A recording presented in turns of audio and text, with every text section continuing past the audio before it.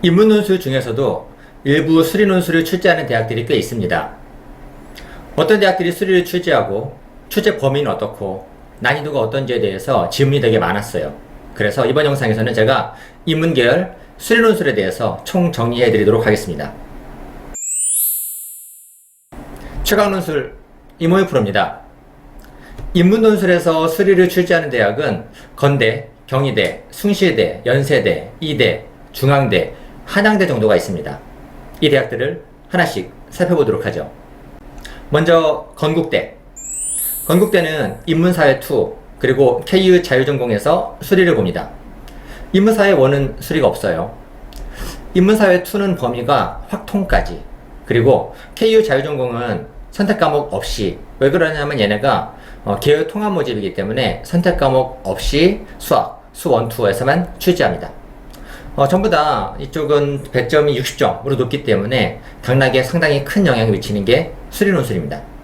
그리고 KU 자유전공이 작년에 신설됐죠. 관심이 많으실 텐데 KU 자유전공은 인문문제 40점, 수리가 60점을 보는 거예요. 그러면 인문도 엄청 잘하고 수리도 엄청 잘해야 되냐? 그렇지 않습니다.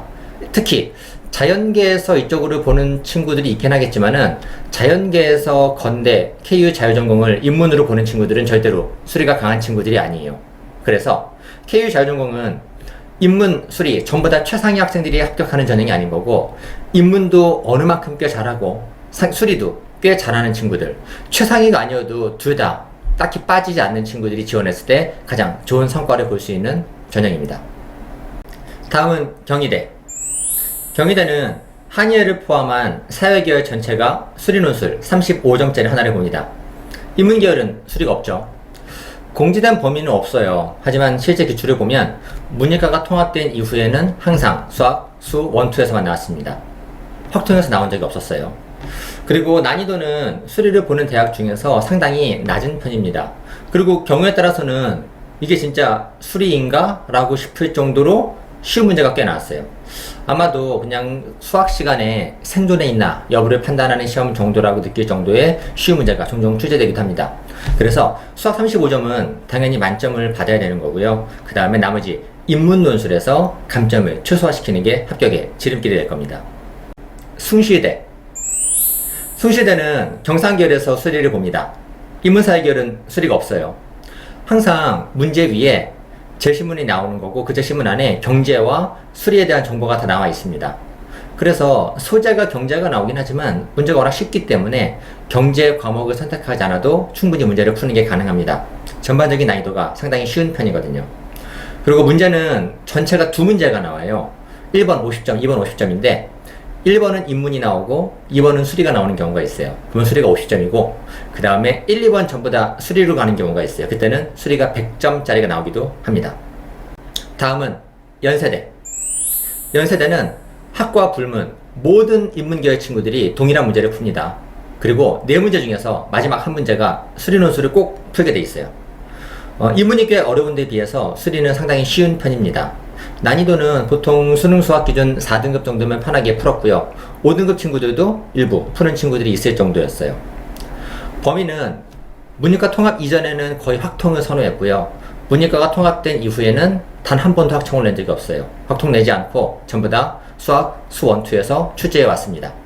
최근에는 다차 함수, 최대값 문제를 좋아하는 것 같아요. 24학년도에는 3차 함수 최대값 구하는 문제, 그리고 지난 25학년도에는 4차 함수 문제를 냈습니다.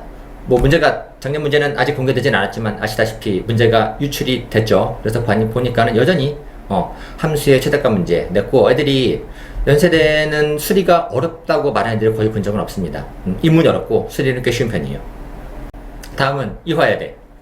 이대는 인문2 계열에서 수리 한 문제를 풀게 되어 있습니다. 인문1은 수리 문제가 나오지 않습니다.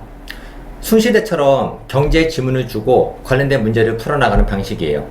근데 어차피 모든 정보가 지문에 나와 있기 때문에 꼭 경제를 택해야 될 이유는 없습니다. 난이도가 좀 특이해요. 수능 수학과 완전히 무관합니다.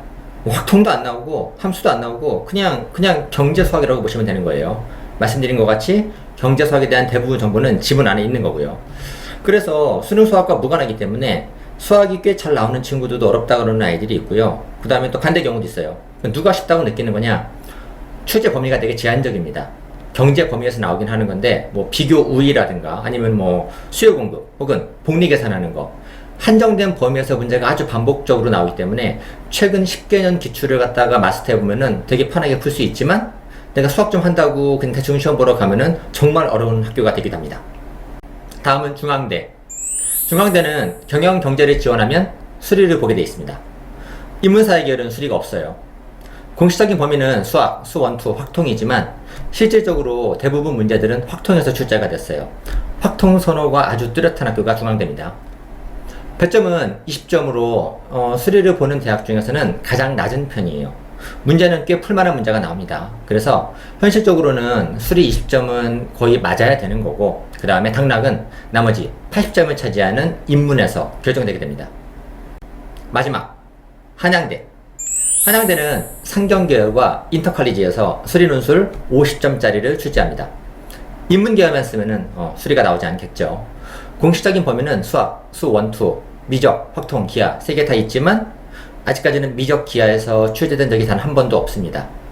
이유는 단순합니다. 제가 보기에 상경계열하고 인터컬리지 인문계열은 같은 시간에 같은 문제를 풀어요. 즉 상경계열 문제라는 거는 결국은 인문계 애들이 대부분인데 여기에다가 미적 기하를 내버리면 아마 입시 내란 정도 아마 취급받겠죠. 그래서 아직까지는 그런 적이 없었고 앞으로도 가능성이 높진 않지만 일단 공식적으로는 미적 기하가 출제 가능하다고 되어 있습니다. 다만 실질적으로 문제들은 대부분이 공통 혹은 실질적으로는 확통해서 문제가 대부분 출제되어 왔습니다.